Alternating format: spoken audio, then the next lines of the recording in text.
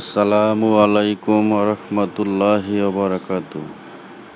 এই ভাই গফরগাঁও উপজেলার সাব রেজিস্ট্রি অফিসের দলিল লেখক এস.এম. হেমায়েত উদ্দিন লিটন ভাই এসেছে মাহফুজ হিজামা ও পলিপাস সেন্টারে নাকের পলিপাস ও মাংসবৃদ্ধি হওয়া রোগের স্থায়ী চিকিৎসা নেওয়ার জন্য।